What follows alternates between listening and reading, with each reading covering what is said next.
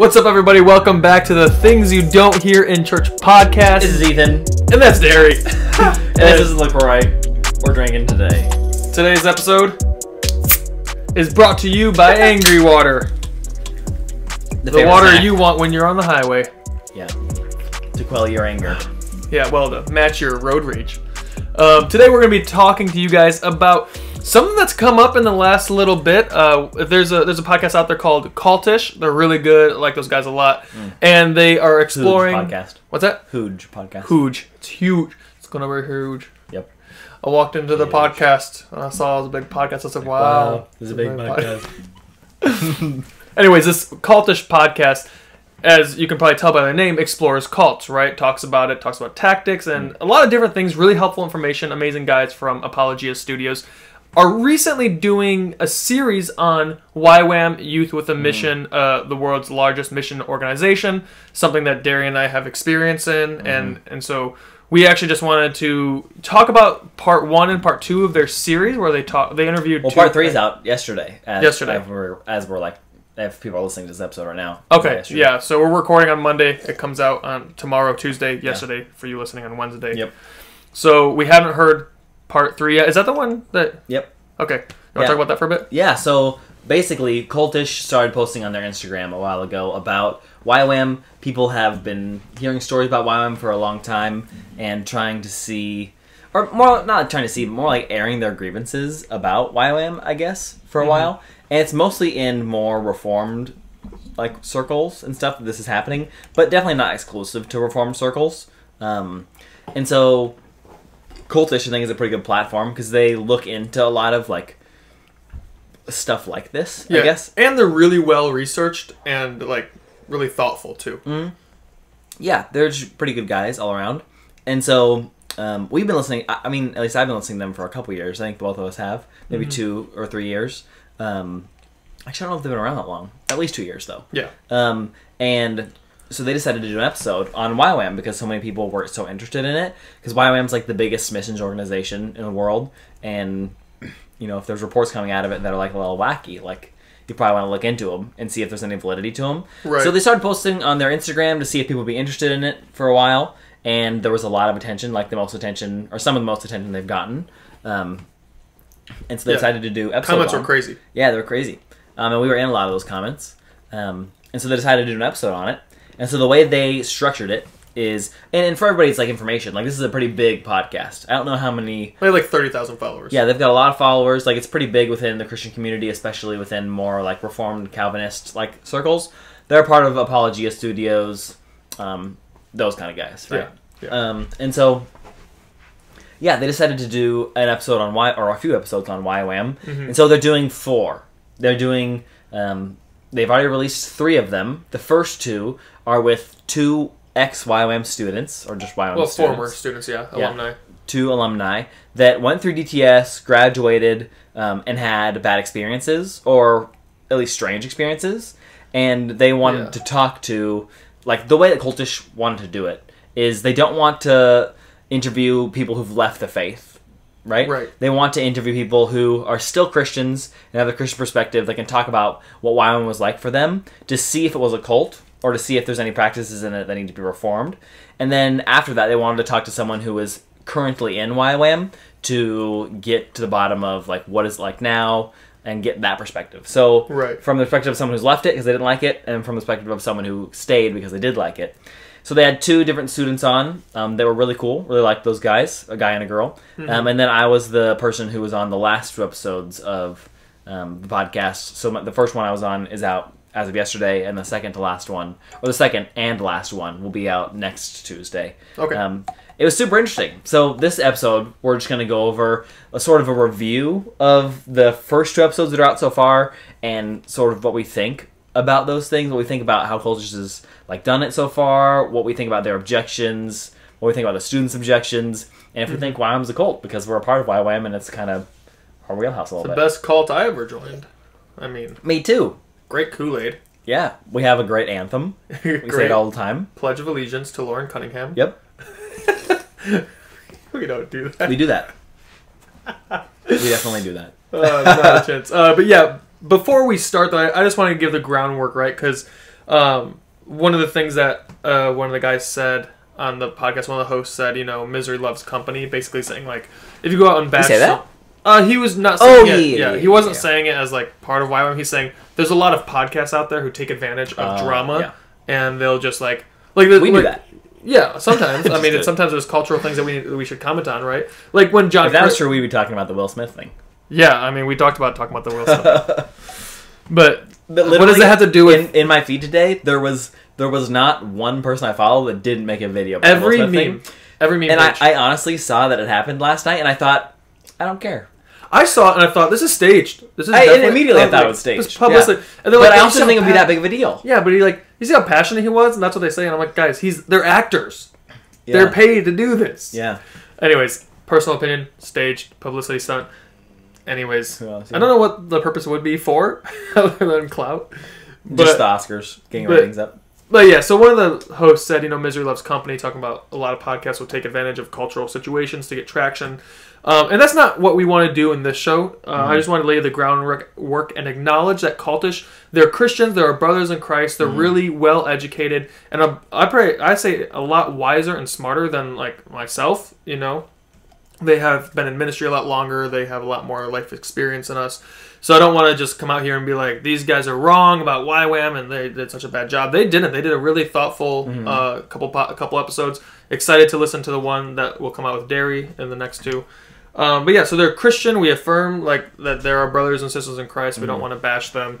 And this is not a dig at Cultish at all. Just open response to the episodes that they had. Yeah, absolutely. And from my perspective, they're awesome guys. Like, great.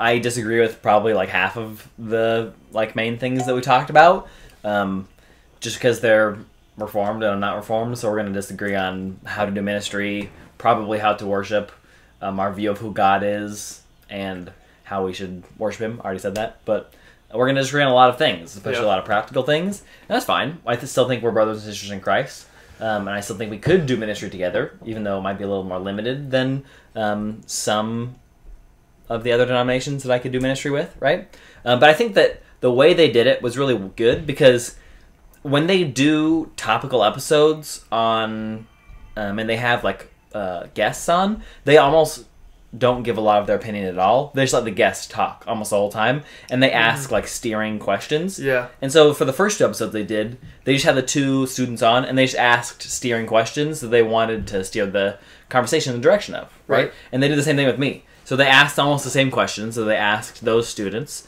I mean, you'll hear on the next couple episodes, and I just answered them to my best ability, and the students that were on before answered them to their best ability, and they didn't try to slant the conversation towards a certain view of you have to think it's a cult or you don't have to think it's a cult, right? But they sort of just ask good questions and let people figure it out for themselves, which I thought was honorable. Yeah, for sure. So let's talk about some of the things that they talked about. I have 4 things that I noticed that I picked up on in the 2 episodes that I probably want to address. But yeah, what did you want to address first? Yeah, I think the first thing that I want to address is within the structure of the podcast itself. I did really like it. I did like the questions, but I thought it could have been better addressed of whether or not YWAM is a cult, because in my opinion, none of the questions and none of the answers were anything about YWAM being a cult that I was asked or that they were asked. And I understand that some of them, if answered the right way, could lead to YWAM being a cult, but right off the bat, we talked about what is a cult, really. At least in my episode, you'll hear, or you've already heard if you've listened to it. We talked about is YWAM a cult, and we talked about what is the definition of a cult immediately. And the way I described it was, an organization that deifies Christ. That's the beginning of almost every Christian cult, right? Usually centered on one person, but deifies. What do you mean? Makes deifies sorry, undeifies Christ, right? So it takes away the divinity of Christ, and obviously YWAM doesn't do that. None of our teachings do that. Our foundational values directly don't do that. They do the opposite of that, right? Yeah. And so, boom, 10 minutes in, YWAM's not a cult, right? At least by those standards. And so after that, we get more to the bottom of what are certain things you may not like about it, or differences and stuff like that, which are good and we should talk about, and I think are very beneficial to talk about. But I think it would have been better if we defined that part of the conversation is over. YWAM now is completely not a cult. Now we can talk about denominationally, where do we differ, and what don't we like about each other, and what do we think needs to change or be reformed, but we're not talking about is YWAM a cult anymore. And that was over pretty fast. Right. Especially in the first episode with the students. Like, there was nothing presented where they thought YWAM was a cult. The students said they didn't think YWAM was a cult. They just said they didn't like some of their practices. They thought we were so Christian. Yeah, they had some stuff. Yeah, they had weird experiences. Yeah. Right? And that's some of the things I wrote down, but nothing was concerning like, oh my gosh, you gotta stay away. Yeah, exactly. Yeah, it was like, oh, it sounds like a more charismatic camp you're going to. Uh-oh. Yeah.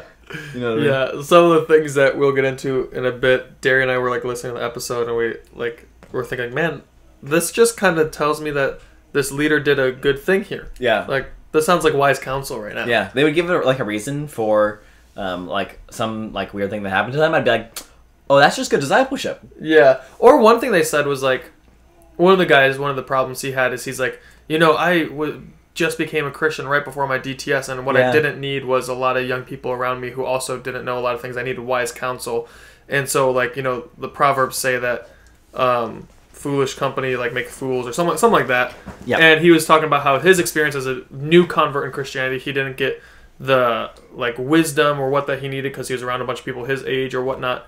And then I just thought, well, then you probably just went to the wrong organization. Yeah. It's called Youth with a Mission. We're training right. youth to be missionaries, and our demographic isn't people who just become Christian. Right. It's like, hey, you want to go be a missionary. Right. That's who we're targeting. Right. And now we obviously accept people who just become Christian. A lot of people become Christian in their discipleship training school, but a lot of have gone to be missionaries. Yeah. Right. Yeah, but the primary God can use anybody for sure. Exactly, and the primary people that we're seeking are not, oh, you just became a Christian, come do a DTS. It's like, oh, you want to go be a missionary, come to YWAM Honolulu, or not Honolulu, you could, but come to YWAM, Yeah. Like, we'll train you how to be a missionary. The purpose is not, here's how to be a Christian. Right.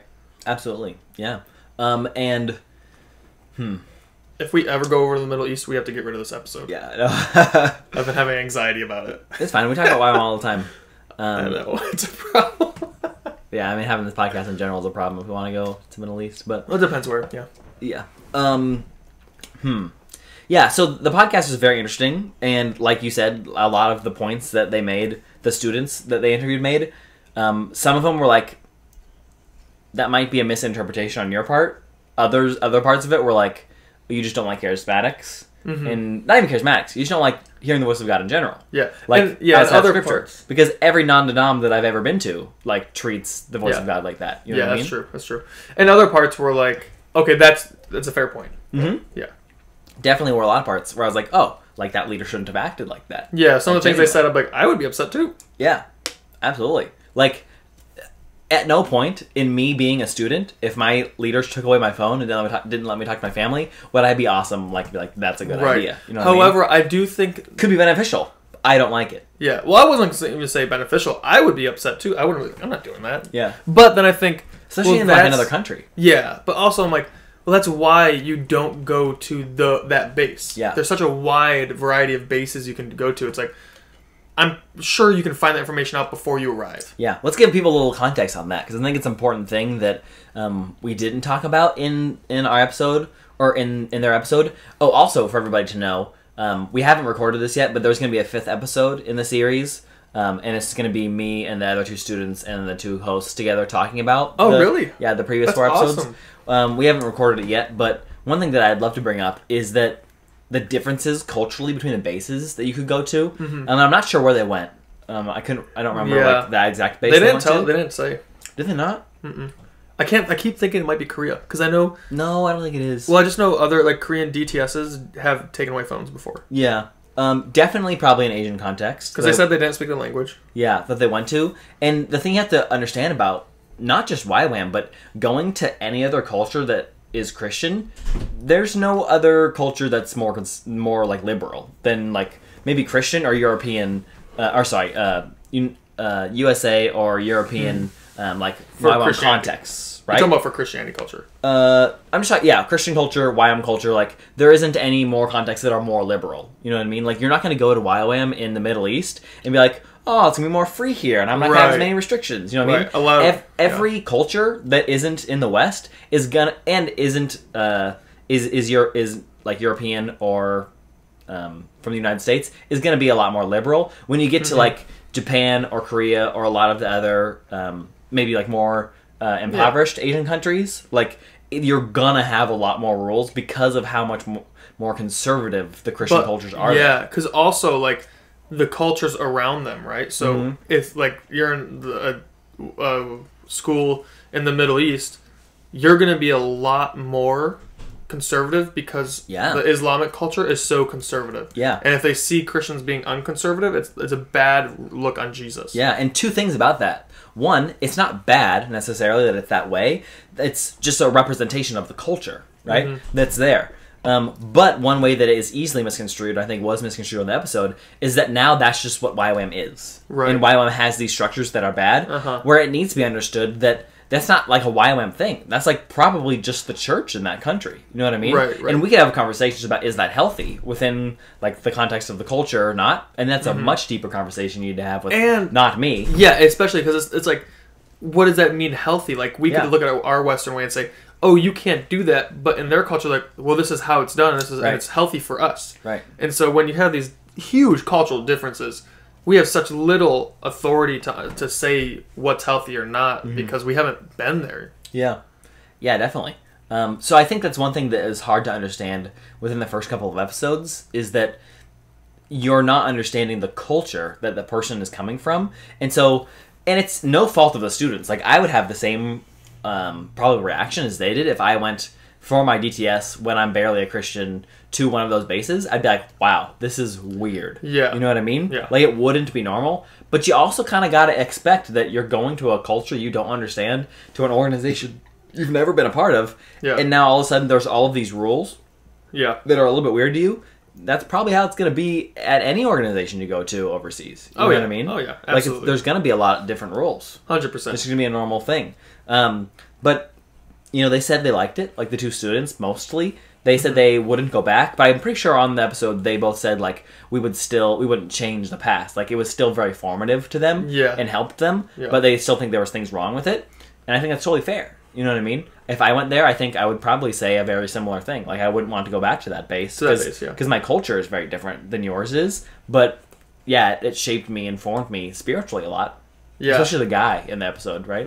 Because he like, went to that base of, like, I'm going to kill myself unless I, like, go to this base. And this is, like, my last chance. And that's what he said, yeah. Yeah, like, this is my last chance to, like, figure out who God is. And then God showed himself to him there, and he became a Christian and started following the Lord. But his, like, gripe was with how they stewarded the Lord's discipleship within the base, and their own leadership, I would assume. Yeah. So that can kind of transitions to the first point that I think they made that I want to acknowledge is they talked about how, like, they felt like they couldn't challenge authorities, or they felt like if they pushed back the authority, it'd say, like, hey, you have to submit to us because X, Y, Z, you have to do what I say.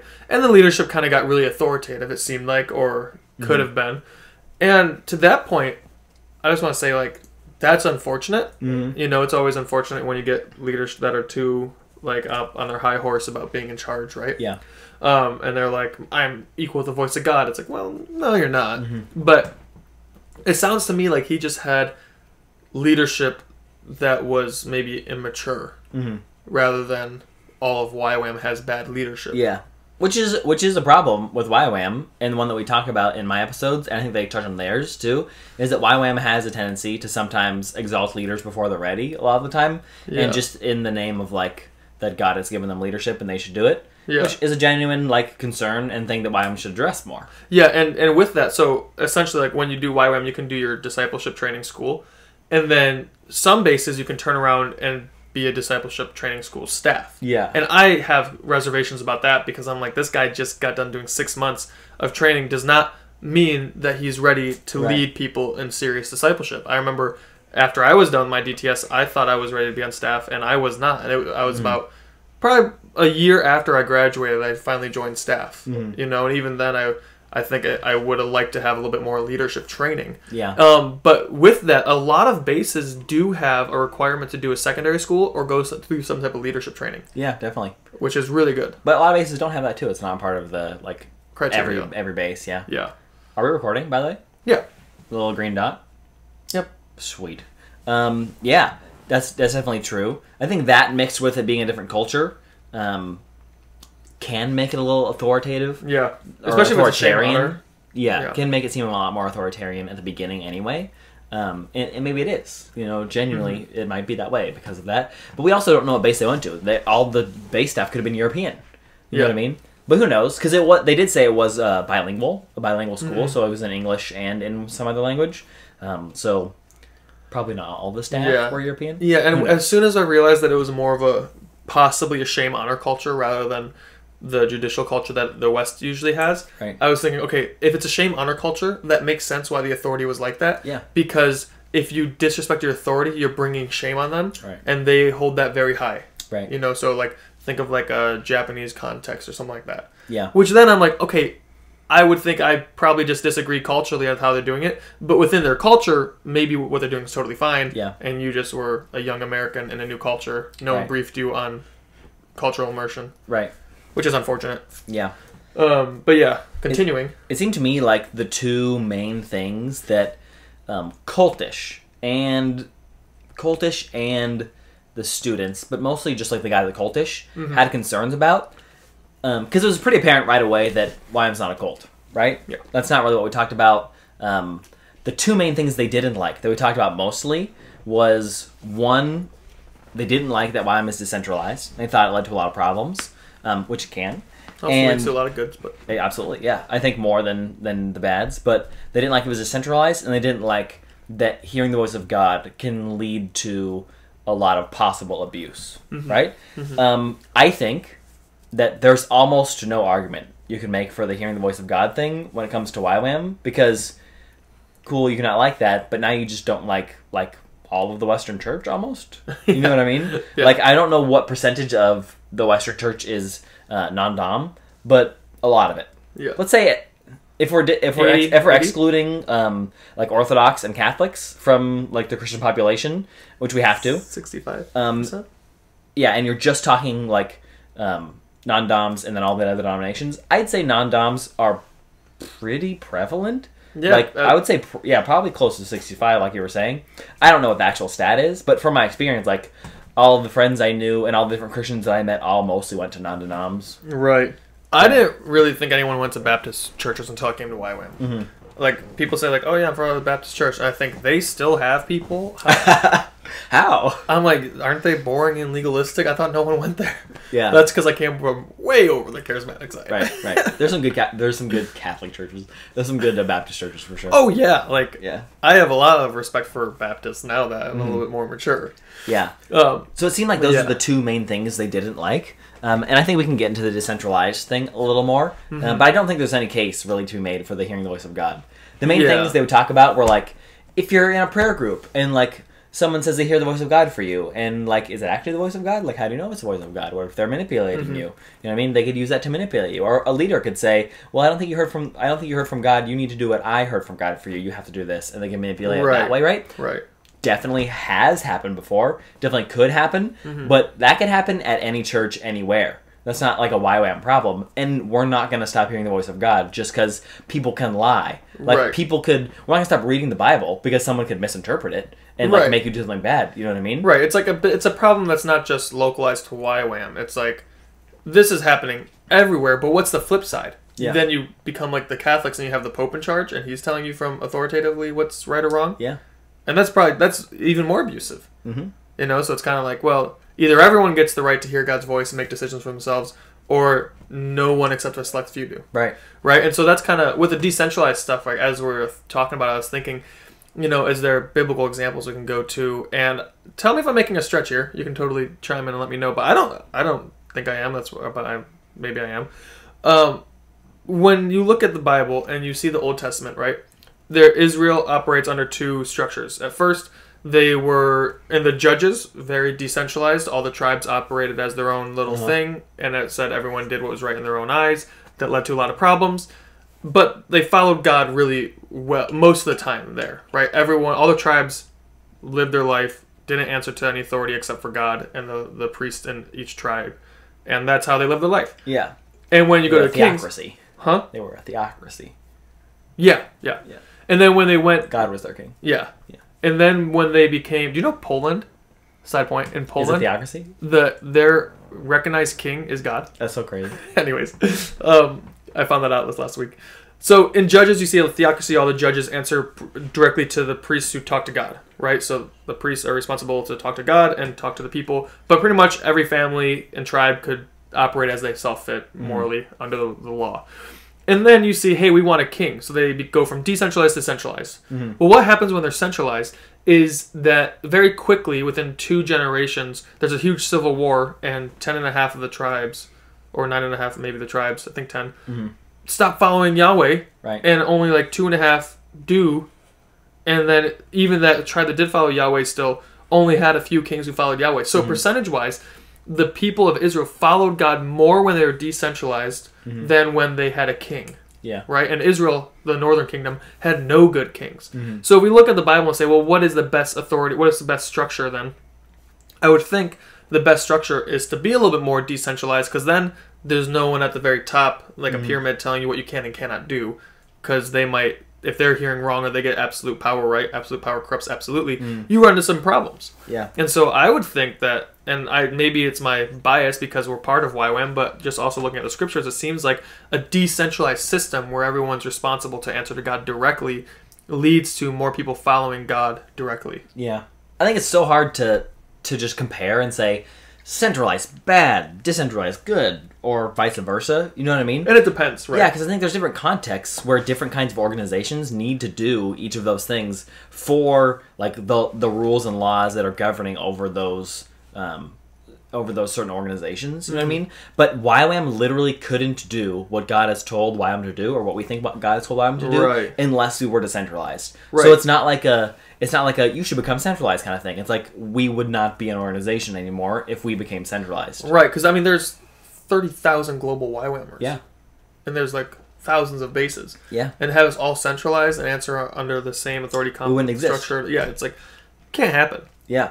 And even the way that YWAM as its DNA like evolves and moves is because it's decentralized. We're so good at discipling the nations, in my opinion, because we let people be free to just go and start new YWAM bases where they want to, and go and start new ministries where they want to, in the cultural context of the people they're going to, instead of having to follow like a certain set of rules we make them go out and follow. You know what I mean? They have to obviously adhere to the YWAM foundational values, but that doesn't mean we're centralized, right? Yeah. They just follow the values. If they don't follow the values, well, now you're not YWAM anymore. You know what I mean? You're something else by definition. And so they follow the values, they go out and they contextualize themselves to the cultures that they're in, and they create leaders out of the people that are there. Then those leaders run the bases, and then they can go on and do something else, and now a nation is being reached for God. And that's something that they couldn't do if they were centralized. Yeah, and if they were centralized, we run the risk of just spreading whatever culture the authority's coming from is. Yeah. You know, so in our case, Lauren Cunningham started YWAM. If we were centralized, the great white savior. Right. We just run the risk of just bringing American Christianity to places like this. This and it's not going to work. Right. And there's places where this has happened. Not, I don't think through YWAM. I think this is other mission organization. But way back when they were trying to reach this white evangelical Christians were trying to reach this tribe in Africa, and so this one tribe became Christian. They saw how the Westerners played music, so they're like, "Oh, we want to do worship that way." And when the missionaries came back to check on them and see how they're doing, they had worship through like a little bit of like this janky piano they had, I think, and this guitar that was out of tune. They were trying to strum it, and they're basically like, "Hey, why are you playing piano and guitar for worship? Why did you guys start doing that? That's not what they never had a piano teacher or guitar teacher, so it was really bad music." And they're like, "Well," and they answered like, "Well, we saw the missionaries doing this, so we want to do it." And they're like, "Oh my gosh, like that's not. Don't do it like that." And they said, what they told the tribe instead was, "Hey, before we arrived, you worshipped your God with drums and dances.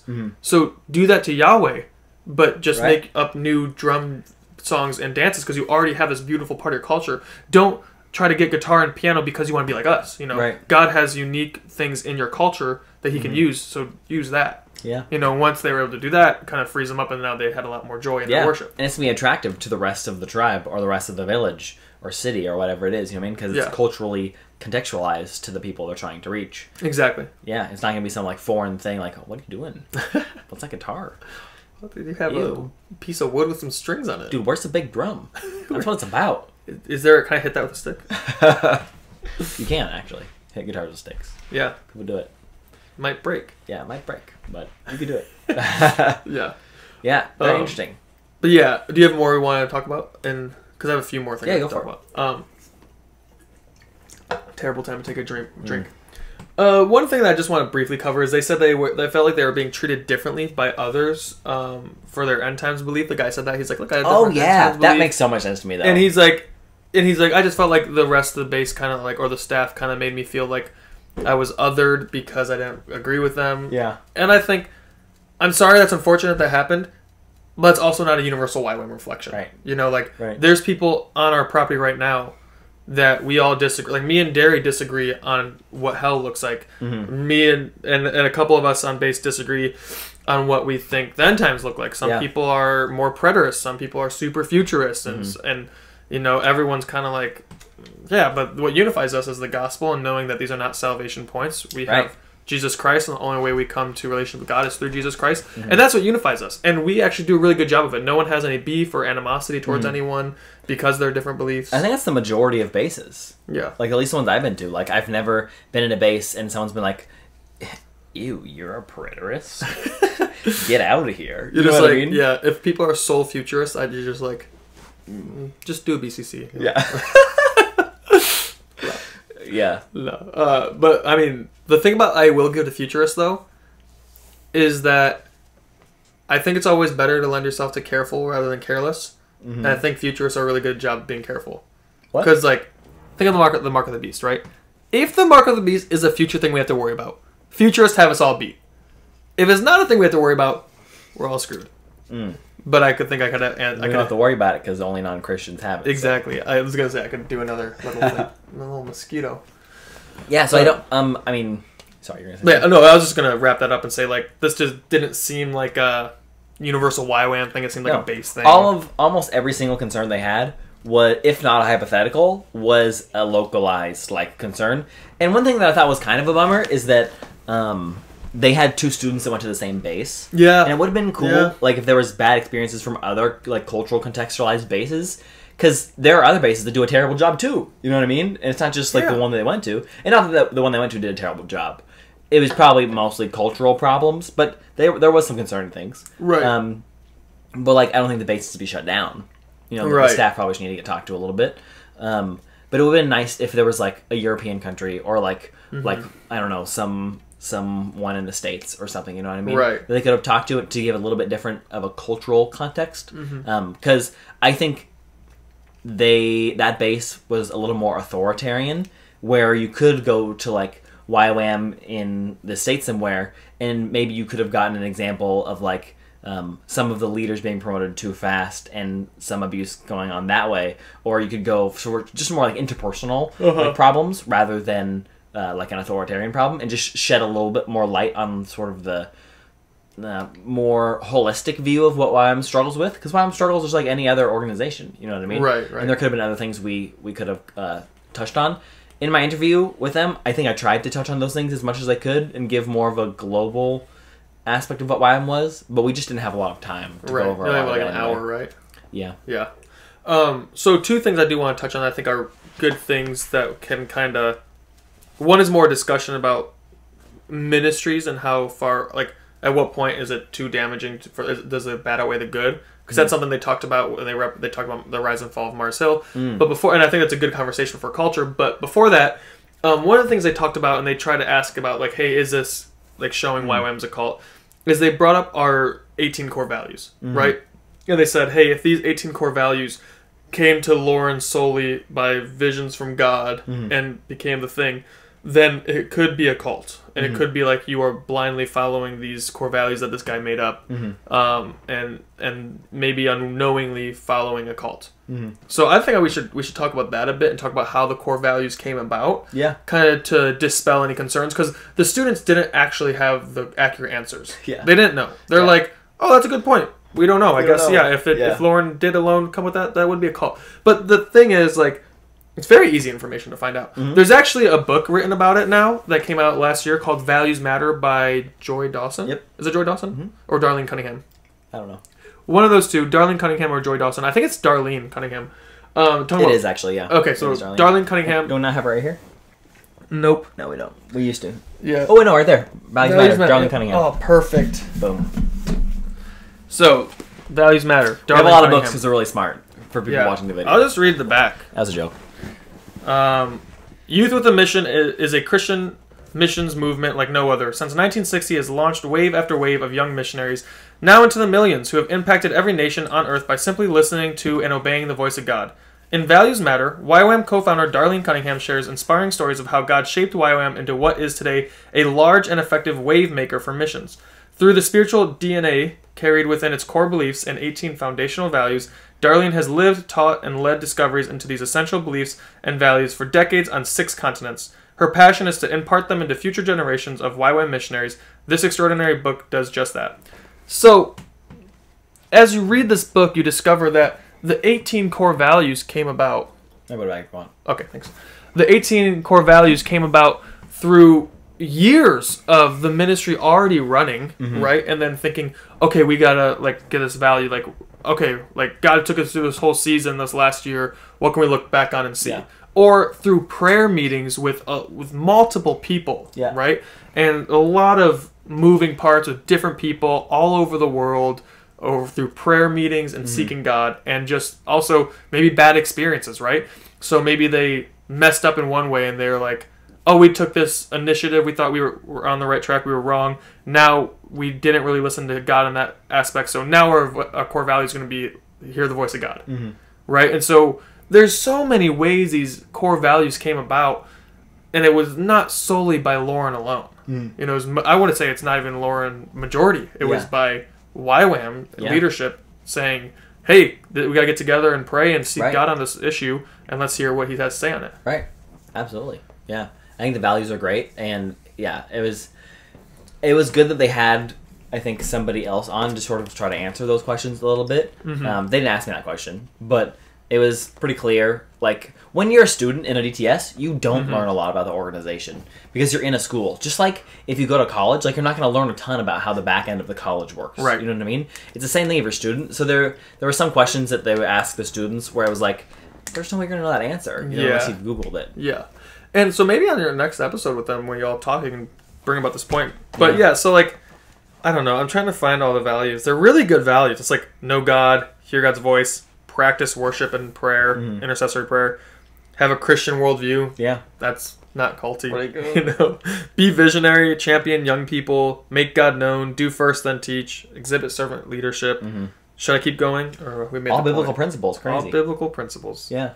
And the thing that was funny to me, when they did mention the part about, and they had Bible verses attached to all of them, but who knows where they got those Bible verses from? And I was like, well, you could have read the Bible verses and seen if they were exegetically done well. You know what I mean? Yeah, and it's not that hard. Yeah, and about those Bible verses, each value has at least 10 Bible verses behind it. Yeah, it's not annoying to read because every staff conference our base goes through the values and we look at them.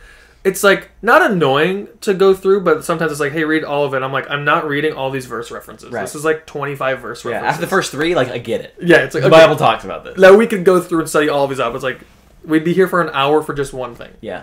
So a lot of Bible, a lot of prayer, a lot of moving parts behind all the values that we've come up with. To the student's point, it wasn't a big part of the episode. Yeah. Anyway, so I didn't expect them to have read that and stuff. But just for context, when they're talking about the values or they're talking about intercession, it's if you had just read our points of intercession or if you had just read the values, you'd see this isn't a problem. Yeah. You know what I mean? Yeah.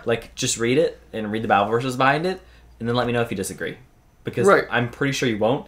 And if you do, I'm sorry. We're just from different denominations. And something that was interesting is their points about intercessory prayer. It's basically intercession is standing in the gap, right? So there's person here and person here, or God and person, you're praying and here to God for the person. Jesus does this for all of us. You know, the Bible talks about how Jesus makes intercession for us. Yep. And he asks the disciples to intercede with him. Yeah. Yeah. So it's a very biblical principle. It just means if you have ever prayed for anyone you want to be like Jesus?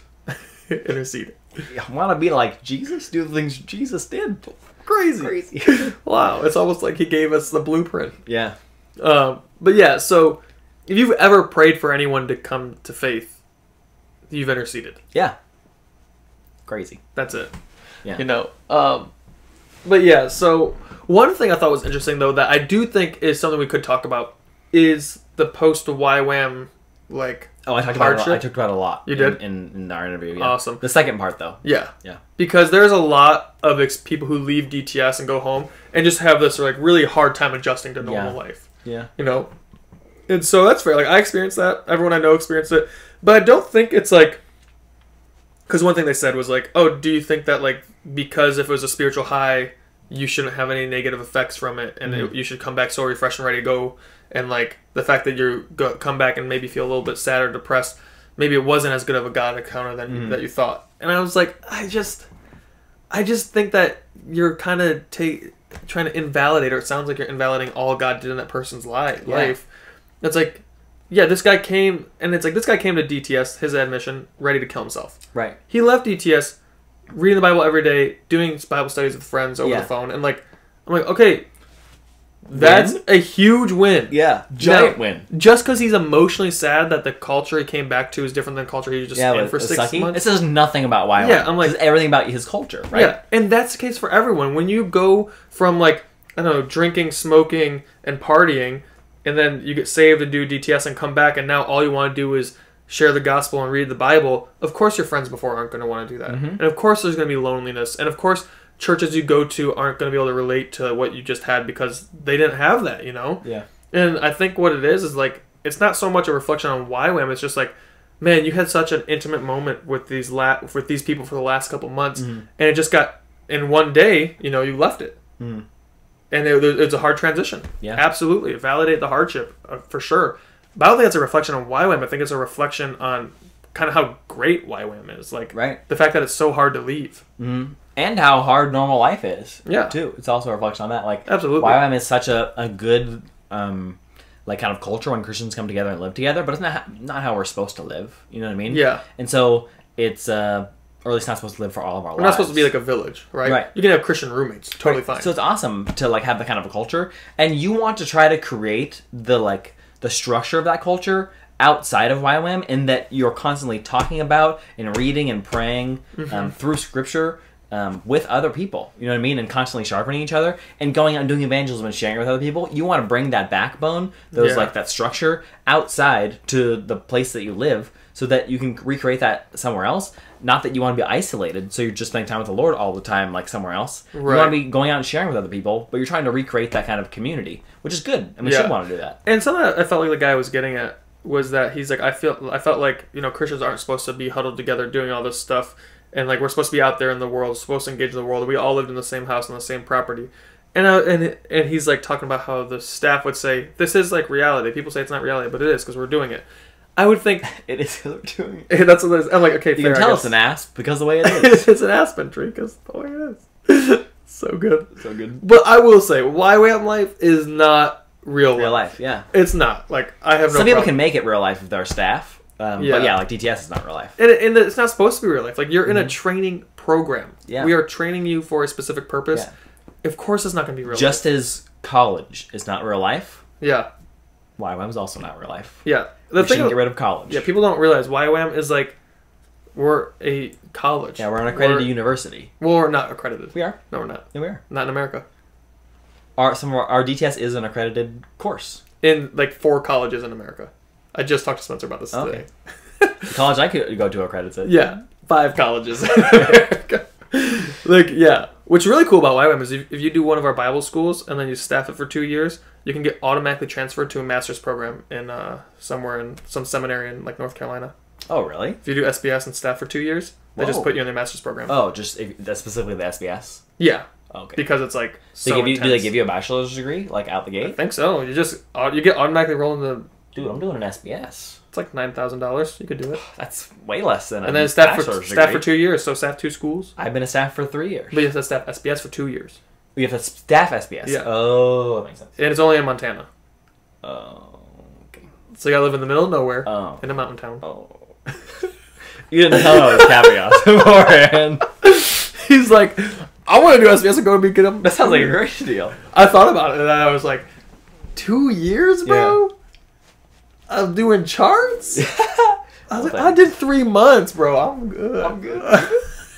I know the Bible. Although Laura does want to do SBS when we leave Honolulu. She's like, can we do it? I was like, it'll be fun. Yeah. No. I think though, because we did BCC, we don't have to do the books that we already did. Oh really? Yeah. That'd be cool. Laura's like, I would still do them because I want to revisit. I'm like, have fun. It's nice for you. I'm gonna have a couple weeks off. Listen, I've read the Bible once, never went back to it. I was like, it's a good read, but that's it. Wait, you guys read this again? You already know read the it story. once and I got it. It's pretty straightforward, honestly. I got it all. It was fine. I've been living by it. That's perfect. If you had a photographic memory, that would work. That'd be crazy. Yeah. I got friends. What's that? I got friends who have photographic memories. I just only know references to verses. People are like, how do you know so much Bible? I don't. I just Google things. I'm like, I know one word of a verse, and I'll say I'll go like 3 words, and I'll blah, blah, blah, verse. And then I press search, and it gives it to me. I'm like, I was watching a TikTok on how to become, it was so random. I watch really random TikToks, but it was on how to become like really good in the like tech world and how to get jobs in the tech world. And the guy was like, the thing you don't understand about like tech people is that they don't know more than you. He's like, the only thing that separates you from a tech person is they know how to Google better than you do. Yeah. Like they just know how to and what to Google. They're like, they know how to Google the text and of the code they need, and they just copy and paste. Yep. It's like they just know how to do it better than you. One of our friends, who I won't say their name because I don't want to expose them for their business stuff, has a job where she's self-employed, and she's like, oh yeah, clients ask me to do things all the time. I don't know what I'm doing. I just tell them I'll do it for them. And then I Google it. Yeah. She's like, just this morning, a client said, can I do this? And I said, absolutely. And then I Googled, how do I do this? And then I figured it out. And I was like, that's so annoying that you can do that. Yeah. I would be like, let me get back to you in a week. I'm going to learn that skill. Yeah. But then she's like, no. It feels dangerous to just say yes, but she's the kind of person that can get it done anyway. Yeah. You have to be very disciplined and just be like, all right, we're going to do it. Yeah. Is there anything else you want to talk about the Cultish interview? I think... Not really, no. I think overall, it was good. The thing about it is, though, I think the people that want to not like YWAM are still going to not like YWAM. And the people that are going to like YWAM are still going to like YWAM. You know what I mean? Like, I don't think this is going to do a lot for the culture. I think it satisfies a lot of, like, questions of maybe people who didn't know about YWAM or people who just wanted an episode to hear about it. I think it satisfies those people a lot. I think there's some people who will like to get mad and be like, oh yeah, I'm gonna get mad about this because I like to get mad, you know, and that's gonna be the person anyway. You know what I mean? Yeah. I think the people who like, I can't imagine any like normal evangelical or non-denom person that already believes in hearing the voice of God that listened to those first 2 episodes and thought, well, I'm a cult now. You know what I mean? Like unless you just weren't listening super well or something. Like I didn't hear anything in those first 2 episodes that I was like. I wouldn't go there because of that. Like, I wouldn't go to that base, but, like, I would look into other parts of YWAM. You know what I mean? Absolutely, yeah. And, like, I think if you hear anything about one person that's not very high up in leadership, like the staff, right? If you hear, like, one staff member was a little bit authoritarian, that shouldn't be enough for anyone to not go to any organization. Yeah. Now, if the higher up was, like we talked about earlier, they talked about the rise and fall of Mars Hill, like, what's his name? Mark Driscoll was the lead pastor of the church, and he had serious character flaws. Right. So I can understand not wanting to be part of something because the head authority has character flaws, but like basically an intern essentially, right? Or like a very new staff has some character flaws. I'm like, yeah, of course they do. They're young, right? They're learning. They're growing. Yeah, it's like the point of where they are right now. Yeah, so they make mistakes. Yeah, empathy's powerful. Yep. So overall, I thought it was enjoyable. I liked the episodes they did. I liked the students they interviewed. I'm excited for the 5th episode, and hopefully you guys enjoyed the 2 episodes that I was on.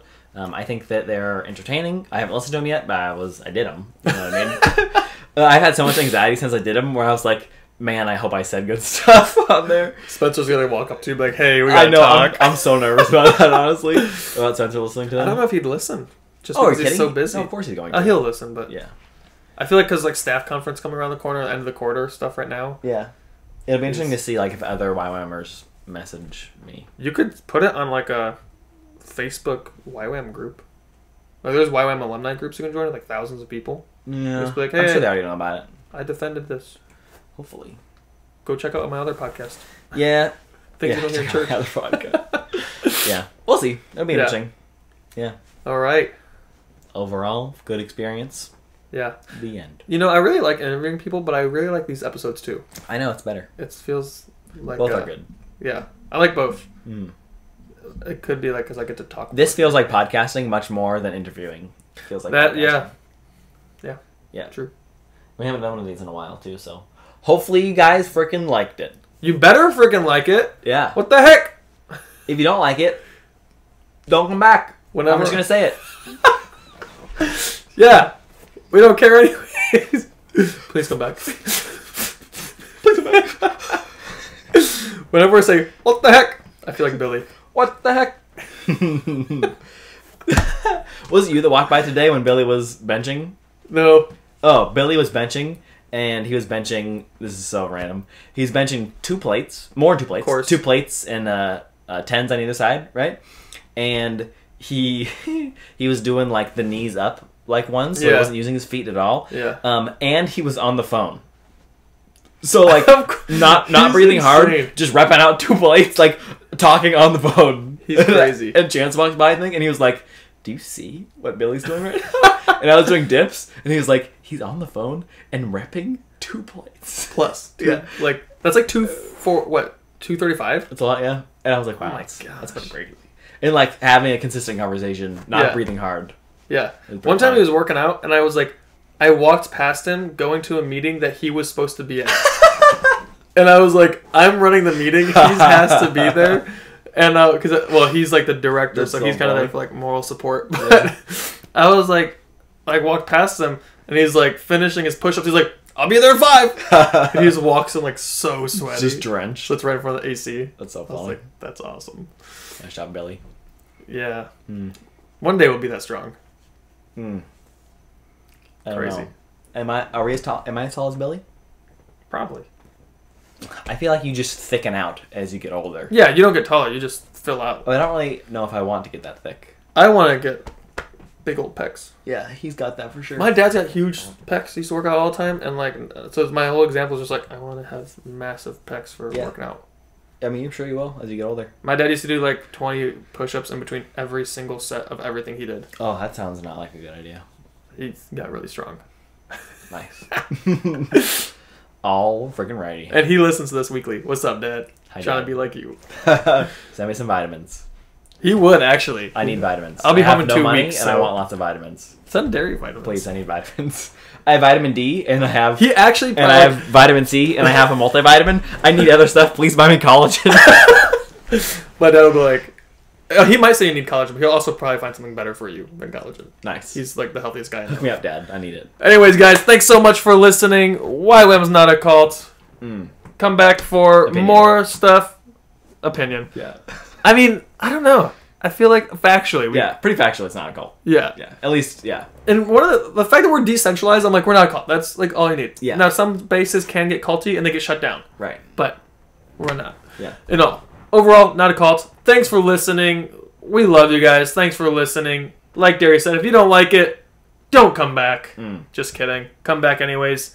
Maybe you'll change your mind because we're so awesome. If you did like it, thank you. Share it with your friends, family, everyone who doesn't know about YWAM, wants to know more. And yeah, keep coming back. We love doing this show. We love engaging with you guys on the Instagram, TikTok, YouTube, all that stuff. We got a Patreon if you want to support us. Yep. Yep, it's all in our link in our bio. Except I got to fix the Spotify link still. Yeah.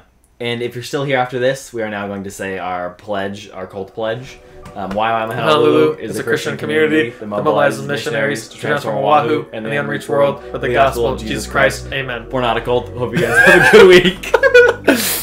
All right, see you guys.